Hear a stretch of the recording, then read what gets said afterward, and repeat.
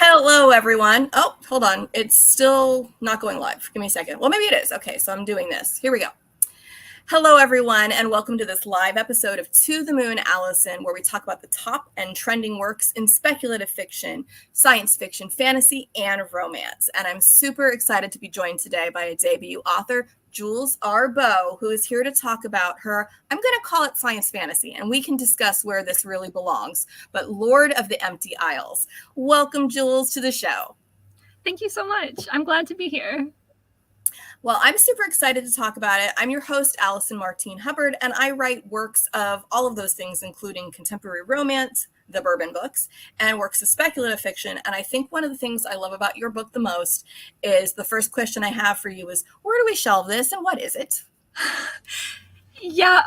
Well, that's a great question. And I'm honestly not entirely sure. It was marketed as science fiction. Yeah. It kind of falls between age categories. It falls between genre categories. Yeah.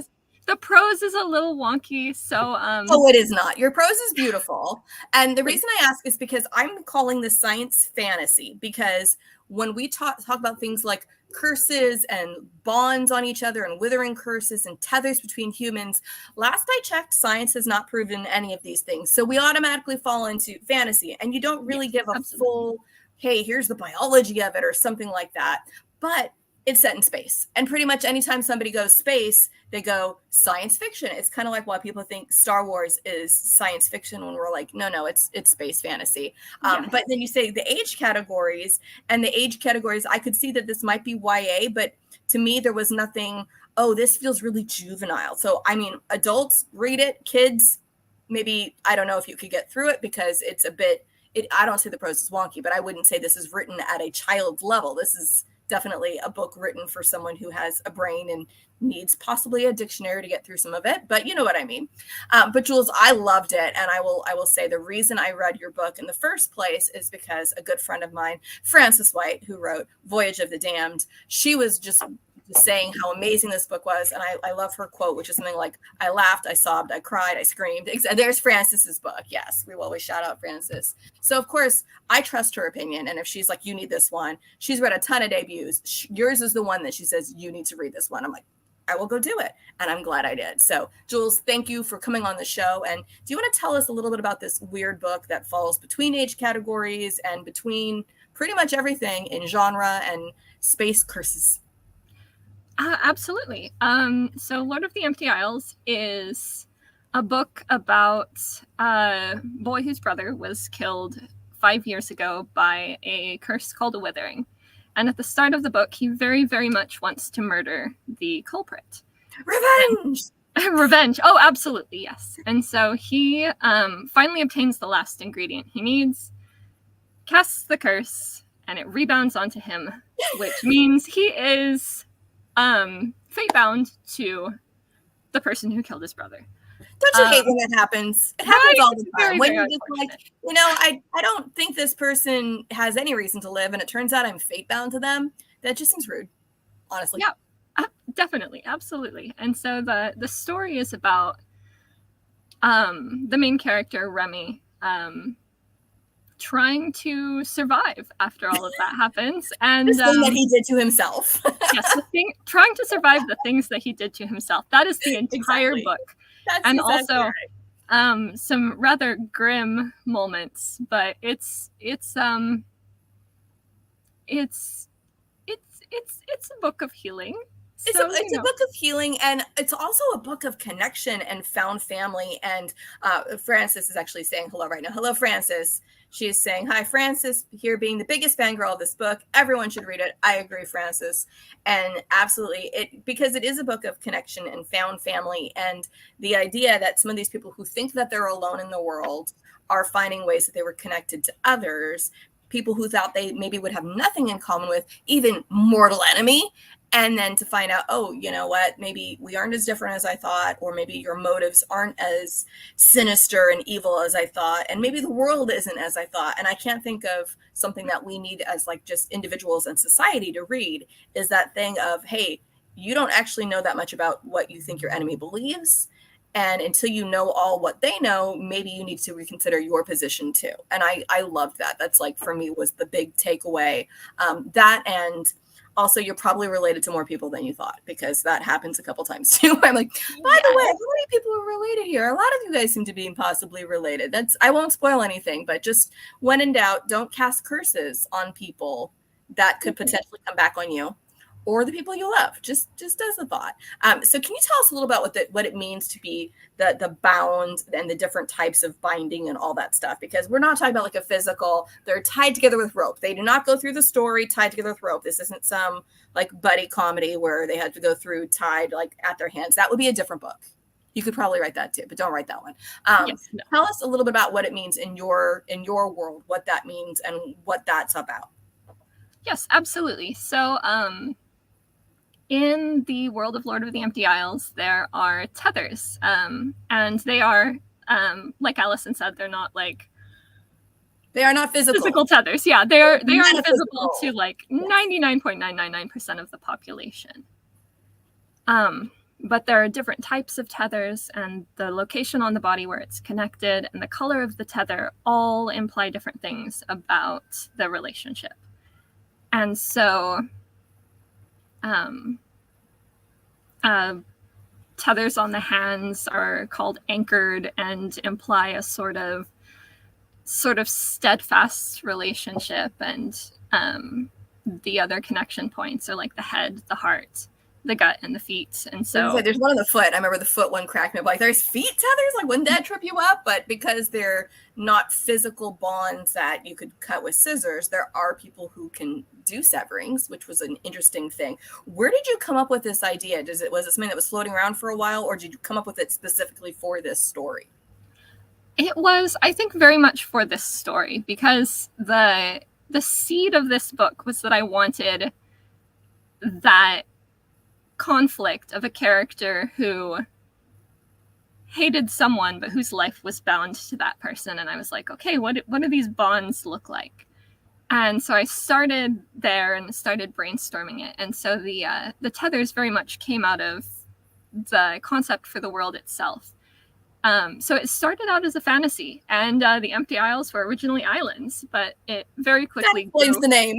Yes, it grew a science fiction really, really fast. So how did you end up deciding that the Isles needed to be space places? Because one of the things, so the Lord of the Empty Isles refers to a certain character who is kind of like, oh, I want to say like a Robin Hood style character, and has almost mythic a reputation among certain people, but he's loathed by some but loved by others, very Robin Hood style. And he also has been the person who killed Remy's brother, so Remy, not a big fan. And then of course finds out, oh, by the way, I'm attached to him, but I only find this out after I've tried to murder him by way of this curse. So it's not instantaneous, but it is something that's going to happen not too long. He doesn't have a lot of time to fix what he just screwed up, like, oops, I just killed myself.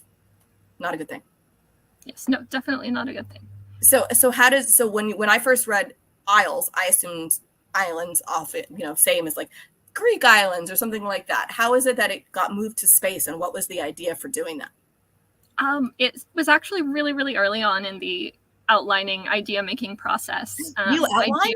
You'll have to tell me more about that. I'm just laughing because you outline, and I'm a pantser. So someone who outlines, I'm like, ooh, tell me about that, because that's foreign to me. Oh no, totally reasonable. I'm not a planner, and I'm not a pantser. I'm a plantser. You're a plantser. Yes. So I find the bones of the story, like 5 or 6 big scenes that I know need to happen. And then the rest of it just kind of comes when I'm in the process of writing the book. So I like it. It's like the tent pole planter who's like, these are the tent poles. I'll figure out the canvas as we go. There may be more doors and maybe some more tinier poles later, but the big ones, they're stuck in the ground. We're good. Yes, absolutely. And you asked me a question, and then I got off on another. So no, I just wanted to know, you're right, because most of these things felt very fantasy, but then you're getting it marketed as sci-fi because you put it in space, and as soon as people hear space, they're like, this must be science fiction. There's no way to have fantasy in space. It's called space fantasy, and it's fine. But how is it that you decided to move it from actual physical islands to these different planets or moons or bases, whatever? I'm not sure exactly what they were. Yes, they were pseudo moons, sort of man-made moons. That's probably why I'm like, I can't exactly describe them because they don't fall clearly in any category, but man-made moons make sense. So there is one that's called the Empty Isles. Yes, the 3 moons are referred to as the Empty Isles. And when I do something called what if brainstorming. When I get stuck or when I'm just idea making and trying to figure things out. And I start, what if this happened? What if the main character used to be a fan of Adrian? What if whatever? And then when I hit on something that I think is really interesting, I'll start doing sub points for that and idea making for that. And so one of the what if things I came up with was, what if the Isles were actually pseudo-moons? And then immediately I was like, oh no. And then I was like, oh yes.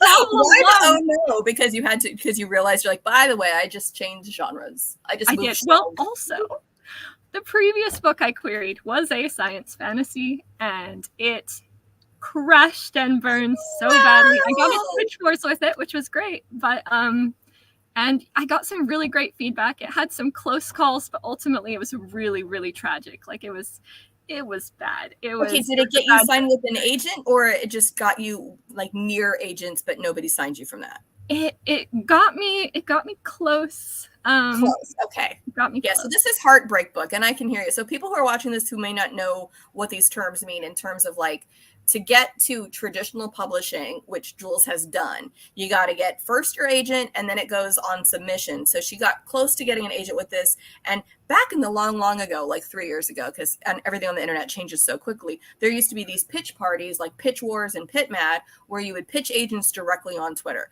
And they were huge for a while, and they've kind of petered out. And the big one is gone, but there's still smaller sub agents. So possible authors out there who are looking at where can you do this, there are specific smaller ones that are genre specific or group specific, but that big one, the Pitch Wars, no longer exists. So we don't have that one anymore. So you got close, and it was science fantasy. So I'm taking it that your reaction tells me you were a little scared to go back to that science fantasy. You're like, oh yeah, oh absolutely, 100%. I was terrified.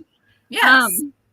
And so at the same time, I was like, as soon as I wrote that down, I knew it was exactly what needed to happen for the book, because I went off for like 30 minutes. I was the oxygen scarcity thing, and just the entire everything laid itself out in detail. You're like, now this is the book. So I guess I'm doing it, whether I like it or no take back. Like, I'm going forward, whether I regret this hugely later or not. And obviously your book got published, so yes. So that's exactly where you want to be going with it when you have that kind of inspiration. You can't tell it, but last time I got hurt. I mean, maybe that's your brain saying, get over the hurt. This is your happy place. You need to go there again. Yes, definitely. Yes. And it worked out in the end. And I'm glad that this weird book was the one that ended up making progress. Was the first book not weird because it was science fantasy? I'm hoping it was still weird. It was weird. It leaned a little bit more fantasy than science fiction. It was more grounded. There was no space, but space. There were. I know, it's horrid. How dare I? I know. Well, and I think the thing is, I think whenever we get space plus a little bit of fantasy, people still say, okay, it's science fiction just because of the space part, but it really does fit in that whole science fantasy category. And I've written stuff that I would call science fantasy too. And again, mine weren't set in space. Mine were more like biology and animal heavy. And people are like, but it must be science fiction because you reference scientific terms. I'm like, yeah, but I don't understand. And I don't actually use biology to explain any of this stuff. So it's like, this is still what fantasy is, which is why we go back to that whole speculative and go, everything falls under there, and you can figure out and quibble with the Barnes and Noble people about where they want to put it, or the Goldstones, or not Goldstones, Goldboro or Waterstones. Put all these, I just combined them. I made a new bookstore, but all the different bookshops may slightly shelve you a little differently, but it's speculative at the heart of it. And you mentioned Remy at the heart of it, and the other one you mentioned is, you want to say his name is Ethrian, because I listened to it and I'm not sure I ever completely got what you spelled out. Can you spell the Lord of the Empty Isles' his name? Is it Ithrin? Yes, Adrian. Idrian. Okay, Adrian. Okay, so I sometimes heard it as Adrian, and then I'm just going, maybe it's an accent, and I don't know. That's the problem with fantasy when you're listening to it. You never know how anything is actually spelled. Like I can't tag anybody because I can't spell any of this. So he is your Lord of the Empty Isles, and you mentioned things like the oxygen scarcity and all these things. And he is the Robin Hood, but how do you bring oxygen to people? That's kind of a harder thing to do than just rob from the rich and give to the poor. Like, here's a bag of oxygen. There's tanks. There are ways to do it. But I loved reading through those things and seeing how Adrian, and he's not acting alone, is doing this. And I love when Remy realizes it's not just me tethered to this guy, but all these other people. And how could somebody who's such a villain have all these other people tethered to them in such meaningful ways? And, finding out that all these people are fighting for something that he didn't even really understand. What was the inspiration for doing something like that? Was it just you wanted to have somebody who didn't really know his enemy, or did you want somebody who really was stuck in his own little world and didn't know enough about the larger world that his own personal decisions, like he can't make reasonable ones or rational ones because he doesn't have enough information? Yes. I think I started with the idea of Remy having kind of a closed idea of the world. He's isolated at the start of the book. And so I wanted to explore the idea of someone who has a strong reason for doing what he does, like a strong personal reason. His brother, he literally watched his brother die. Like, yeah. And he's grieving and he's struggling, but the world is a bunch bigger than he actually understands. Yeah. And so I wanted to play with that idea of someone who's hopefully at least a little bit relatable. Not totally relatable. I mean, I have not had any siblings murdered, fortunately. Good. Ever. So that's but the idea of, hey, this was his brother, this is the person who was everything to him, and then he doesn't just die. Like, talk a little bit about that withering curse, because that really gets you, because you can totally see why Remy or anyone would be like, I don't want to just kill this guy, I want them to die in the same way he made my brother go down, because it was not pleasant. Yes, the idea of a withering in Lord of the Empty Isles is that there are certain people, and I'm sure this comes as a shock to no one, that they are called witherers, can interact with tethers and do severings, which is a healthy thing. For example, like if someone's grieving or has experienced a loss or just needs to move on and is struggling and having trouble with that, a witherer can sever that and help the person move forward. Though obviously the actual moving forward has to be their choice. Right. But, and do they have these in the real world, and can I get one? Because I feel like it would be actually beneficial for a lot of us. I definitely think so. I think the real world equivalent is probably called therapy, but like... Yeah, we do have those. We have therapists. We do. But yeah, this idea of like, this person is dead and I need to move on, or this person broke up with me and I need to move on because it is not healthy, and they can physically go snip, snip, snip.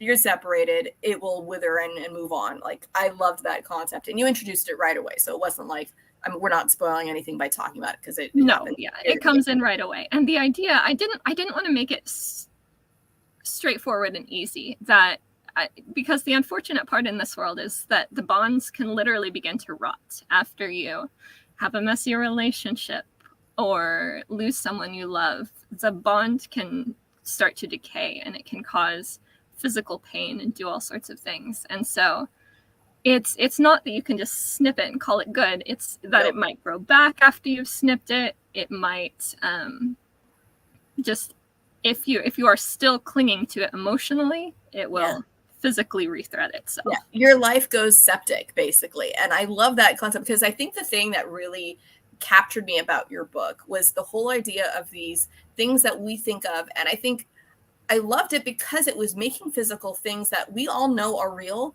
but we downplay because we can't see them and we can't touch them. We can't feel them.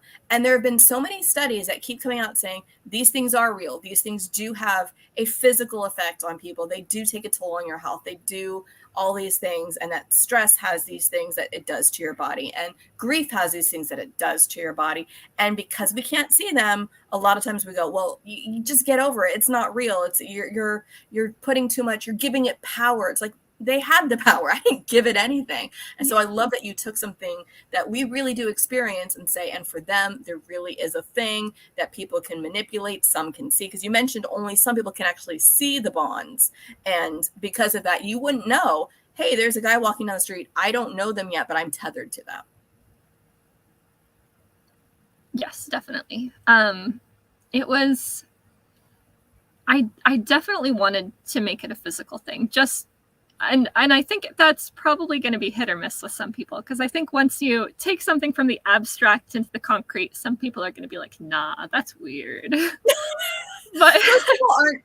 Okay, anybody who's doing that is probably not picking up books that are in the fantasy speculative section anyway, because if they say, nah, that's weird, they shouldn't be reading this genre. And they should be reading this genre because they should embrace the weird, personally. But there are people who are so materialistic, and I don't mean materialistic as in they're greedy, but I mean they are so focused on the material world that something like this, like their brains just frizz and go, can't compute, no, move on. And I feel bad for those people because they're missing out on a lot of great stuff and a good way of looking at the world and new lenses with the idea of this is now a physical thing. And so we were talking about like the people who can sever the bond, and then the witherers. And that's kind of one of those things where you're like, why are we withering people? It seems kind of mean.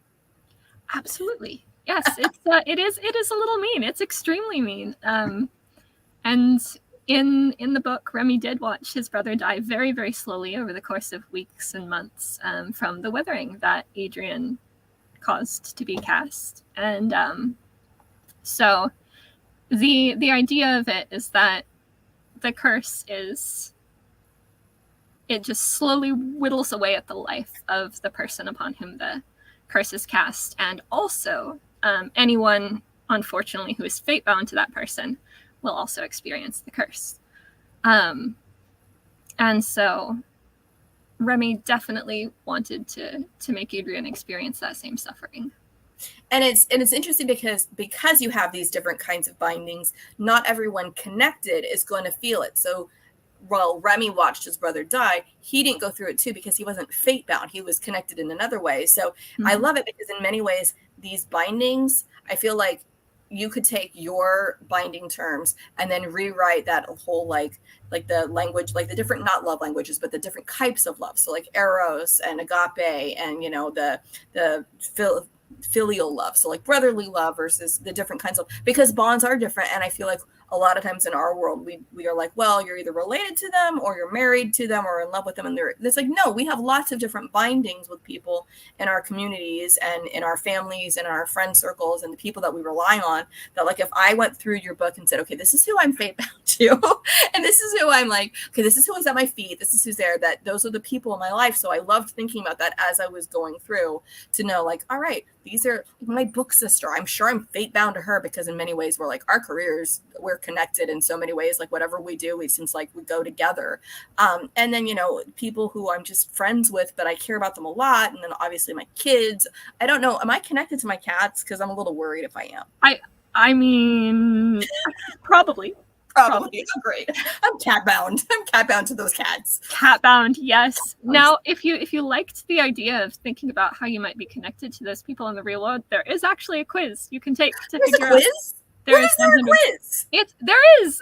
It's unfortunately it's only for the it's not for fate bound, love bound, and so on. It's for the locations. And so you can take the quiz to see where, like, your hands, heart, head, what is it? Ruminant, grasping, visceral, anchored, or reckless. And so you can take it to figure out how you would be bound to anyone, or how a fictional characters or a fictional pairing in your book would be bound to each other, or a favorite show or whatever. And so I made that. And so, yeah, I definitely. I'll have to talk to you about how you made this, because I've been trying to figure out how to make one of those quizzes, and I'm so technically unsavvy. I'm like, I can't figure this out, and I'm not trying to do a quiz for like kids in class with algebra or stuff. I just wanted them to figure out which of the Bourbon Books girls are you, and I couldn't figure that out. But we'll talk later on that. Yes, but I love that you have that quiz. So where would somebody find that quiz? Is it on your website? Because your website's scrolling below, or is it somewhere else? It's on lordoftheemptyisles.com. Okay, I didn't know that had its own website, so I'm going to put that in the comments so people can find that. So I got to type it all together. So lordoftheemptyisles.com is where you can find the Bonds quiz. Okay, I put that down. So people will want to do that, but maybe they'll probably want to read the book first. So I haven't asked you. So I know that you have a UK release book. So people are not going to walk into a Barnes & Noble here. We are missing several of our local Barnes & Noble anyway, so it's not convenient. Honestly, ours burned down and then they moved another one. Not long story. Yeah, lots of fun. I would really like them to put a new Barnes & Noble by the Main Place Mall. It hasn't happened yet, but for people who want to, you and I were talking beforehand that there's a great way, if they're in America, they can still get it. If you're UK, just walk into whatever you want and go get one. And I also know there's a special edition. So why don't you tell us a little bit about those things and show us the pretty cover? Because I listened to it, so I don't have a pretty cover. Look at that. Oh, and is that the special edition? Look at that. This is the special edition. That's gorgeous. Let me show you the shiny cover. I'm shiny. You gotta take the book jacket off and then show the shininess inside. Oh, that's beautiful. Okay, I love that. And is that that's Goldsboro who has that? That's the Goldsboro edition, yeah. Okay. So look on Goldsboro if you want the special edition. And then if you're just like, I need this book, but I don't have the extra fun money right now and want to just get a basic book, or you need both, because a lot of us are like, my special editions are museum pieces and we do not touch them. We look at them and then we put them back and we dust them, but we don't actually read them because reading them like bends stuff. So if they want just a regular edition, what's the best way in the US, or I'm assuming Canada too, to go ahead and find one of those? Absolutely. I highly recommend blackwells.co.uk. It ships free internationally. So anywhere in the world, you can get pretty much any book that they have on the website. Its shipping is relatively fast too, probably within a week or two. Like when I got Francis's book, it arrived, I think, in a week, maybe a week and a half, and it's really pretty and shiny. It's super pretty, and I think I got because I cheated and I got Francis's book, both pre-ordering it, and I want to say I ordered it. I don't even remember where I ordered it from, but I ordered it like basic, just from whatever bookstore, and then I ordered. I got the Illumicrate because I knew what was inside. And so I was waiting for that. And that took a really long time to come. And I was like, come on, Illumicrate. And I guess I was like one of the last ones to get theirs. So I was super impatient, but I got both of them to make sure I got the fancy one. And I looked at it and then I put it back and pet it. And that is not the one I loan out to my friends. And now that it's available in the US, people can get their own book and stop borrowing from mine. Because absolutely. And the US version, like, it's so pretty. Well, and I'm still waiting for, I think, maybe 13 days is when it will release on the audio here in the US, because I have been so FOMO knowing that I can't listen to it because you can't ship an audio from over there. I mean, maybe I could have done like a VPN or something, but again, not technically savvy. So I've been waiting to hear the UK version, not the UK version, but just the audio version, which has not been available outside of the UK. It hasn't been on my audio yet. And I pre-ordered it a while ago. I'm like, show up. So I'm waiting for that. But yours, I did get to listen to the audio because I got to listen to it on NetGalley before it released, because this just came out. Is that correct? Like within like the last week? It came out not too long ago. It's been June 6th was its UK release date. Okay. But the audio version I think I sent you was the expiration date on NetGalley was a little later because I guess they wanted to give people the chance to listen to it. So it's been, I know, it was really thoughtful. And so so there was that. But it's been out in the world for like a little over a month now. A few weeks. Is it still surreal? You're like, I have a book out in the world Oh, absolutely. It's extremely surreal, and I think what adds to it a little bit is that the release is in the UK. And so you are not. If people have not noticed, Jules does not have a UK accent, and she's not doing what those British people do and imitate us really well. She's just not British. No, I am not. I am a US author, and the unfortunately US publishers looked at this and were like, this is actually a really risky book. And US publishers are kind of risk averse, and yeah, I mean, it's a little.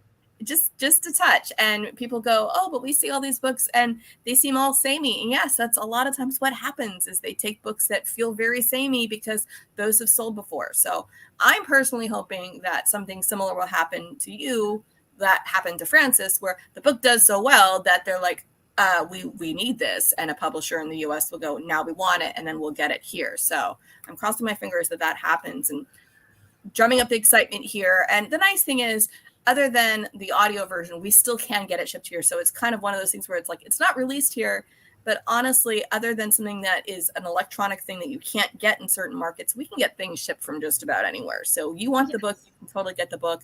And if it's shipping free internationally, then it's the same as shipping from anything else as far as buying it. Just get it. The book went on a bigger adventure to get to you. That's all. Absolutely. Yeah. It did not come from space, though. It is not in the empty aisles. Unfortunately. It's local. So you mentioned before, like, okay, so you did Pit Mad and Pit Wars with one that was also like science fantasy, and that one broke your heart, as books that don't get the love they need do. And then you wrote this. What are you working on now? And is it more space fantasy, science fantasy, speculative, or did you completely break the mold and run off in another direction?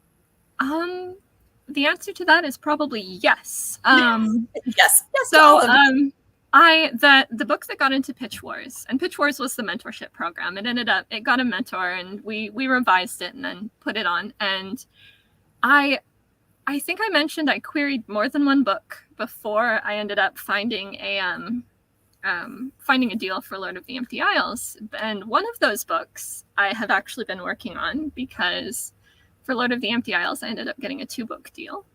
And I was able to gently shove one of my previous shelved books at them. I love it. Hi, guys.